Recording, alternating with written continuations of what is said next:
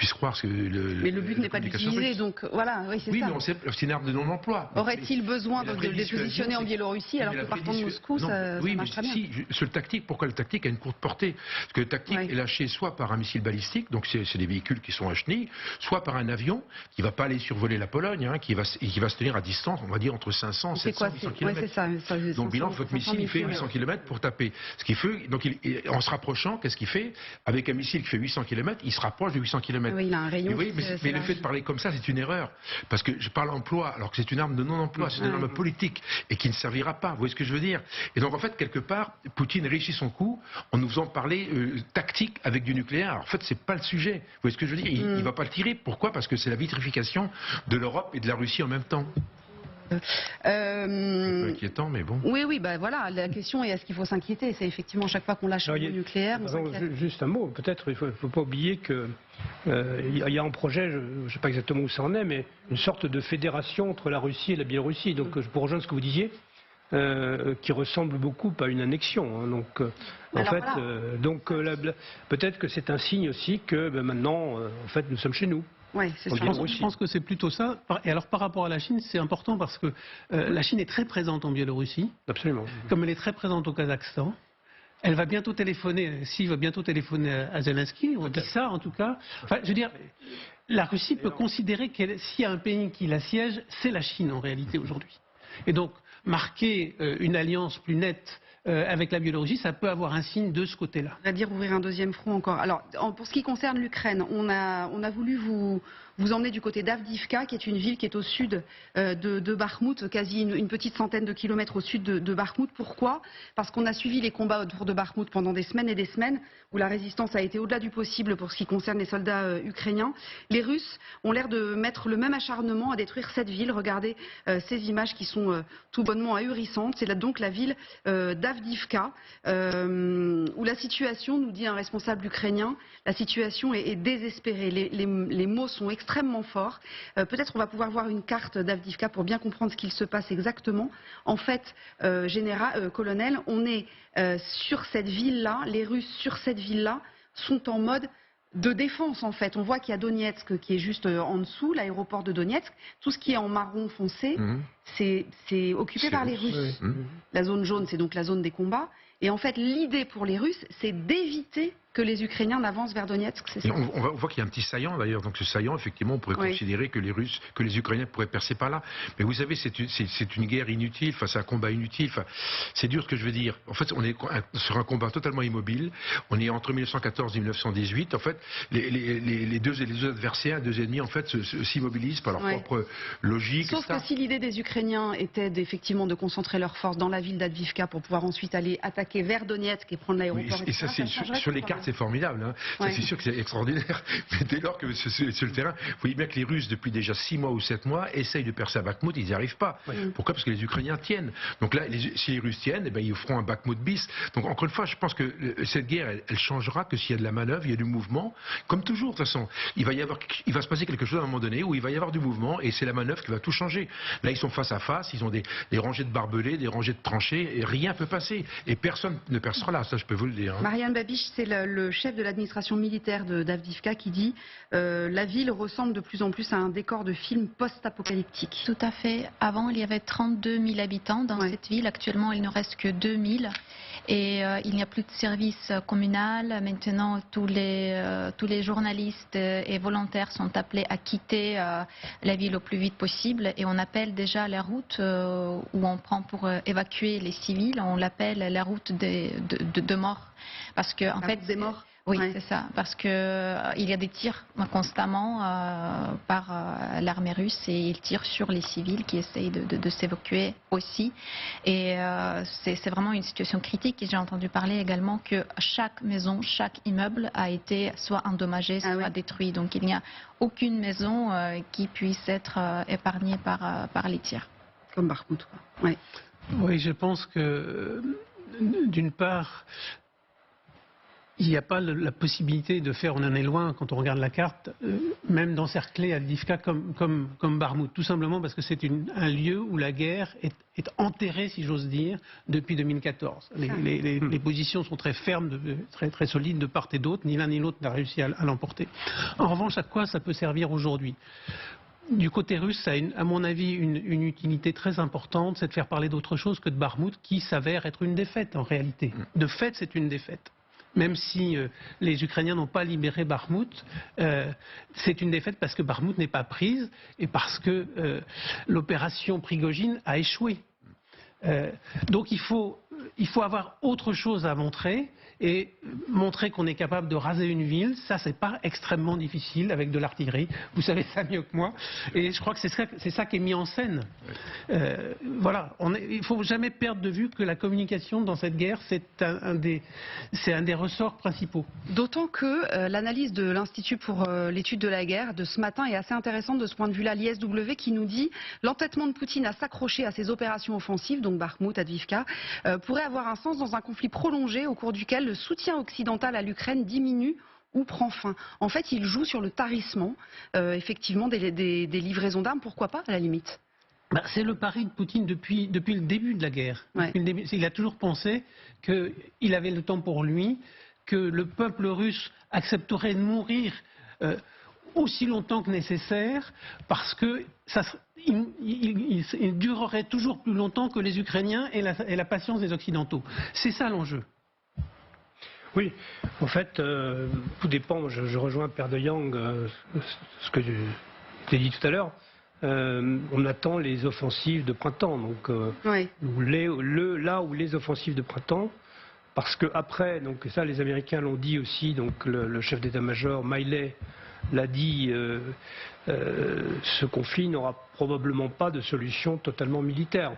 Donc ça veut dire qu'à un moment donné, quand, je ne sais pas, mais au fur et à mesure qu'on va se rapprocher de l'élection américaine, les États-Unis, on l'a vu aussi avec les déclarations de Blinken, vont mesurer leur soutien. Je ne dis pas qu'ils vont supprimer leur soutien, mais ils vont mesurer leur soutien. Si à la fin de 2023, l'automne 2023, il ne s'est rien passé, à ce moment-là, peut-être que le calcul de Poutine aura, d'une certaine manière, un sens. Parce que à ce moment-là, il y aura un moment où il sait que dans les démocraties, il y a un moment où l'opinion se lasse.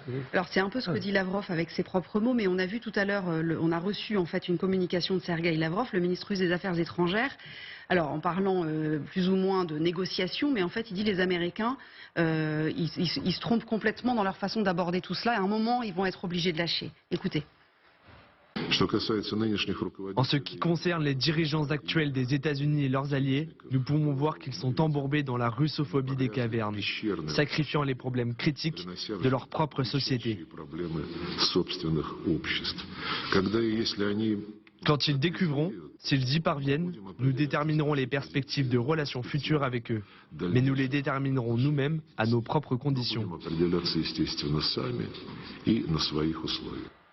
Voilà, nous on va décider de quelle relation on aura avec eux, mais une fois qu'ils auront bien compris qu'ils font fausse route, quoi. Donc quand ils découvriront, une fois qu'ils auront... C'est bien triste parce que, comme je disais tout à l'heure, c'est que c'est un grand diplomate qui se laisse aller à des phrases complètement incroyables. Oui, c'était un homme, Sergueï Lavrov, qui parlait beaucoup avec l'Occident. Enfin, vous le connaissez, vous avez travaillé avec lui. Enfin... Il était représentant permanent aux Nations Unies. Ensuite, il a été ministre des Affaires étrangères depuis 2004. Donc, il a été... Il s'est passé quoi, là? Il est en roue libre, comme dit le colonel? Je crois, si vous voulez, dans ce système très compliqué et très opaque qu'est le système russe, il a choisi de s'aligner totalement parce qu'il a vu ce qui est arrivé à ceux qui ne se sont pas alignés. Donc, voilà, il tient avant tout à son poste. Donc, évidemment, son poste, aujourd'hui, n'a plus la même dimension qu'il avait parce qu'il y a un point dans la perspective d'éventuelles négociations, on n'y est pas du tout, d'éventuelles négociations, il y a un point qui va peser lourd, c'est le fait qu'il y a un mandat qui a été lancé contre Poutine par la Cour pénale internationale. Et ça, si vous voulez, ça veut dire que ça va être très difficile à supposer qu'il y ait des négociations. Après les négociations, pratiquement Poutine ne pourra plus sortir de Russie. Donc, et peut-être qu'on va apprendre dans quelque temps que Lavrov visait peut-être aussi complicité, je n'en sais rien, mais ça va être, je crois, c'est un C'est une épine dans le pied des... Vous pensez que c'était une erreur pour d'éventuelles négociations? Non, je ne dis pas ça. Non, de toute façon, la Cour, la Cour a fait des enquêtes. Elle a pris, si vous voulez, le point le plus criant où la responsabilité du président Poutine pouvait être engagée, c'est-à-dire sur les questions des enfants, si vous voulez, des déportations d'enfants. Je dis simplement que non, c'est plus compliqué pour l'affaire de Boutcha, c'est plus compliqué d'établir des liens tout de suite. Donc, mais bon, ce que je veux dire, c'est que ce mandat d'arrêt, effectivement, va peser lourd et peut-être qu'un jour, si les Russes veulent négocier, un jour, on ne sait jamais. Ça peut peser peut-être dans le sens d'un changement de pouvoir. Parce que... Alors après, au sujet des négociations, l'ISW nous dit aussi autre chose aujourd'hui, et là qui concerne plus l'Ukraine, et il dit, cet institut, une série réussie de contre-offensives ukrainiennes, et non pas une seule, est presque certainement nécessaire, mais pas suffisante pour persuader Poutine d'entamer des négociations à des conditions autres que la réalisation de tous ses objectifs déclarés. Ça veut dire qu'il va falloir que les Ukrainiens gagnent non pas une grosse contre-offensive, une grosse bataille, mais plusieurs d'un seul coup. Or, on est un peu inquiet du côté de Kiev, parce qu'il semblerait que et les militaires d'un côté, certains militaires, et la population de façon générale commencent à trouver le temps long, et vous nous l'avez dit tout à l'heure, on est fatigué de cette guerre. Ça veut dire, Nivine Potros, que potentiellement l'armée ukrainienne aurait aussi un problème de ressources en hommes, tout simplement? Exactement, parce qu'avant la guerre, l'Ukraine comptait 260 000 militaires de carrière, mais depuis un an, 100 000 d'entre eux seraient morts ou auraient été blessés dans les combats. Alors, pour renouveler son armée, jusqu'à présent, Kiev misait sur le patriotisme des Ukrainiens, mais le problème, c'est qu'ils sont de moins en moins nombreux à vouloir s'engager. Les autorités ukrainiennes ont donc lancé une campagne de recrutement avec des publicités à la télé, des panneaux d'affichage, avec des messages pour inciter la population à venir combattre, mais ça ne fonctionne pas ou peu. Après un an de guerre, les Ukrainiens sont tout simplement démotivés, surtout que les autorités ont supprimé une prime. Désormais, seuls les soldats en première ligne reçoivent une prime spécifique. La durée de formation a également été réduite pour recruter. Kiev mise désormais sur la manière forte, avec notamment des officiers qui distribuent des convocations directement dans la rue. Un réseau parallèle s'est monté pour échapper à ces recrutements presque forcés. Un réseau qui a été rapidement lui aussi démantelé par les autorités, qui ont fermé 26 chaînes Telegram sur lesquelles on pouvait lire les lieux, les heures de passage des officiers pour évidemment tenter d'échapper à ces convocations fermées. Une nouvelle loi a également été signée en janvier dernier pour durcir les sanctions pour désertion ou désobéissance. Voilà comment l'Ukraine tente désormais de recruter coûte que coûte des mobilisés, mais malgré cela, ils sont de plus en plus nombreux à vouloir échapper à cette mobilisation, avec plusieurs manières. D'abord en ignorant tout simplement les convocations. Une autre solution, c'est tout simplement de s'enfermer chez soi, de faire le mort. Il y a également certains Ukrainiens qui essaient d'obtenir un faux certificat médical pour être réformés, puis d'autres ont tout simplement décidé de fuir le pays en payant pour franchir la frontière. Ça peut aller jusqu'à 10 000 $ par exemple. D'autres iraient même jusqu'à se déguiser en femme pour pouvoir quitter l'Ukraine. Alors, merci Nivine, c'est évidemment dur à entendre, c'est sans doute aussi la vérité. Je vais vous faire réagir, Marianne Babi. Je voudrais d'abord qu'on écoute ce qu'a dit donc Volodymyr Zelensky, qui parle à la population tous les jours depuis plus d'un an. Et c'est vrai que le ton hier était quand même un peu plus ferme que ce qu'on a l'habitude d'entendre. Écoutez une partie de ce qu'il a dit.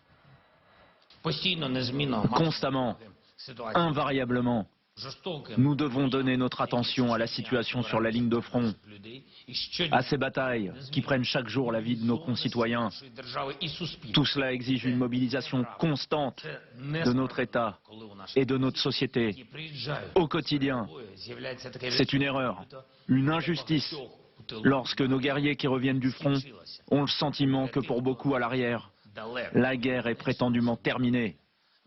Pour tous ceux qui, loin des zones frontalières, loin du front, sont mentalement éloignés des tranchées et de la douleur quotidienne des Ukrainiens. Aujourd'hui, comme il y a un an, il est strictement impossible de s'éloigner mentalement de cette guerre. Même si grâce à nos soldats, la ligne de front a été repoussée. Aujourd'hui, comme il y a un an, il est important que le plus grand nombre d'Ukrainiens contribuent à la défense de l'État et à la victoire. Le ton est dur, hein, réaliste sans aucun doute, bien sûr. C'est assez dur, mais c'est la réalité. Près de 37% des Ukrainiens ont déjà perdu quelqu'un, un proche ou un ami d'un proche. 1 sur 3. Oui. Moi, par exemple, j'ai 4 amis qui ont déjà perdu quelqu'un au fil de ces derniers mois. Surtout d'ailleurs dans les combats à Bakhmout. Mais par exemple, dans ces cas-là, c'était plutôt des bénévoles. Donc il faut quand même aussi prendre en compte le fait qu'il y a pas mal de bénévoles et il y a pas mal de gens qui ont le droit de sortir du territoire de l'Ukraine, soit parce qu'ils ne sont pas peut-être capables médicalement à tenir le front, soit parce qu'ils ont déjà plus de 60 ans, mais ces gens-là restent et ces gens-là deviennent aussi les bénévoles sur le front. Et l'Ukraine n'a pas de choix, malheureusement, nous ne sommes pas si nombreux comme les Russes. Il est un peu injuste dans le ton qu'il emploie, Volodymyr Zelensky ? S'il était... Il est un peu injuste dans le ton qu'il emploie, c'est ça? Non, je ne crois pas qu'il est injuste. Il serre les boulons quand même. Je ne crois pas qu'il est injuste. En général, il dit des choses très correctes et il a raison à le dire. En tout cas, en Russie, il y a 144 millions de population. En Ukraine, nous sommes seulement 44. Et c'est vrai qu'il y avait déjà cette crainte dès le début de cette guerre à pleine échelle qu'au bout d'un moment, si cette guerre va durer longtemps et si c'est une guerre jusqu'à l'essoufflement, on n'aura juste pas autant de ressources juste pour nous protéger du point de vue d'un nombre de personnes. Oui, ça c'est évident. Jean-François Boutors. Écoutez, plusieurs choses. D'abord, dans les guerres, ce n'est pas une nouvelle qu'il y a des moments de découragement. Je veux dire, les mutineries pendant 17, ça a existé et ça n'a pas empêché ensuite de gagner la bataille de Verdun. Donc il faut avoir ça en tête, je pense. Par ailleurs, comment dire, j'insiste toujours sur la dimension de l'information parce que on est dans un moment où il faut, comment dire, attendre. Il faut attendre longtemps parce que, très raisonnablement, l'offensive, s'il y a une offensive ukrainienne, elle n'aura pas lieu avant la mi-mai. Oui. On a encore des semaines et des semaines à attendre. Regardez en fait les gens. Et c'est pas facile de maintenir la cohésion, l'enthousiasme entre guillemets. D'ailleurs, regardez ces images. Pardon, je vous coupe, Jean-François Boutors. Là, on est cet après-midi. Il est à Zaporijia, dans la zone de Zaporijia. On ne sait pas où exactement, mais dans une centrale hydroélectrique. Il est allé remettre des médailles, féliciter les militaires. Ce week-end, il était du côté de Bakhmout. Avant, il était à Kherson. Encore avant, il était à Kharkiv. Il donne vraiment de sa personne, effectivement, pour maintenir. Donc il faut maintenir l'élan et ça va pas de soi. À partir du moment, moi je suis prêt à parier qu'à partir du moment où une offensive démarrera et qu'en plus on verra qu'elle est équipée, les réticences à s'engager se lèveront. On verra les gens seront beaucoup moins, comment dire. Je vais dire tir au flanc, mais c'est vraiment pas le mot, qu'il faut employer. Ça regalvanisera sans aucun doute, colonel. Bien évidemment, comme toujours, le mouvement, l'allant repart, etc., etc. Le problème là-dedans, c'est que c'est les pertes qu'ont subies les Ukrainiens, elles sont absolument énormes. 100 000 morts ou blessés, c'est colossal. Ça veut dire que les Russes en ont autant, voire plus. On est sur un modèle à 300 000 morts et blessés, c'est incroyable. Et donc tous nos modèles militaires sur lesquels on travaille tous, les Européens, les Russes, depuis de très nombreuses années, sont complètement dépassés. On est sur un modèle qu'on ne connaît plus. La dernière fois où ça s'est passé, c'est la Deuxième Guerre mondiale, et encore, c'était Guadalcanal, etc., sur les trucs avec les Japonais, etc. Donc le modèle est complètement incroyable. Donc où les hommes, si vous voulez, sont en première ligne, et c'est le reportage que vous montrez il y a quelques minutes à Donetsk, où en fait les gens sont sur une seule ligne, dans les tranchées, et c'est une guerre qui ne se fait plus, vous voyez ce que je veux dire. Et donc c'est compliqué, on voit bien que les Ukrainiens sont obligés de se remonter le moral les uns les autres, d'autant qu'ils perçoivent bien que, les Russes ont plus de temps, profondeur stratégique, comme je dis, géographique, humaine, industrielle, etc. Alors que eux l'ont pas par la force des choses. Et eux, ils comptent sur le moral de l'Europe. Et ils voient bien que il faut bien qu'ils donnent des gages aussi à ceux qui leur mais ils voient bien que derrière, Lavrov, il dit ils vont craquer. Donc Lavrov joue là où c'est compliqué. Et puis Poutine joue là où c'est compliqué avec son histoire de missiles nucléaires. Donc on voit bien qu'ils sont en train de titiller l'arrière-pays ukrainien. C'est très compliqué de tenir dans ces conditions-là. Bien sûr. Je voudrais juste rappeler quand même qu'il y a un mois, on nous a annoncé que les Ukrainiens allaient être obligés d'abandonner Bakhmout. On avait des reportages de vos équipes qui montraient la lassitude, des soldats qui ne comprenaient plus ce qui se passait, etc. Et le climat a changé à Bakhmout. Voilà, c'est la réalité aussi du combat, c'est la réalité de la guerre. C'est très difficile. Il n'empêche que il y a toujours la même différence. Les Ukrainiens savent pourquoi ils se battent et les Russes ne savent pas. Et c'est très très important de ne pas l'oublier. Et ici, il ne faut pas qu'on l'oublie, parce qu'il faut aussi qu'on sache pourquoi on les aide. Et il faut aussi. Et je voudrais juste dire une chose pour terminer, parce qu'il y a quand même un petit changement qui s'entend. On entend chez des responsables occidentaux, je ne veux pas dire les Polonais simplement, pas la ligne de front entre guillemets, chez les responsables occidentaux, des gens qui commencent à dire, des responsables qui commencent à dire qu'il va falloir donner un vrai coup de force, un vrai coup d'élan, qu'il va falloir avoir une aide décisive. Et ça, on n'y était pas il y a tout simplement un mois. Ouais, c'est vrai. À suivre, effectivement, c'est vrai, vous avez raison. Et puis on verra évidemment après ces offensives, après le printemps, il faudra attendre début mai, sans doute fin avril, début mai. On vous montre souvent les images de nos équipes. Il faut que la terre sèche. Merci à tous d'être venus. Alors David Pujadas, dans une seconde, va continuer à parler de ces dossiers-là, mais en se plaçant sur le terrain de la cyberguerre, plus exactement, parce qu'on vous donnait l'info tout à l'heure avec le colonel. Le site internet de l'Assemblée nationale en France, par exemple, a été victime d'une attaque informatique revendiquée par un groupe russe, de hackers russes proches du Kremlin. Ce ne sont pas les seuls, évidemment, c'est aussi l'autre guerre. On parlait de la guerre de l'information, il y a aussi la guerre sur les réseaux et sur Internet. Moi, je vous retrouve demain 15h, journée de manif. Demain, on y sera évidemment. En attendant, passez une bonne soirée et à demain. Merci.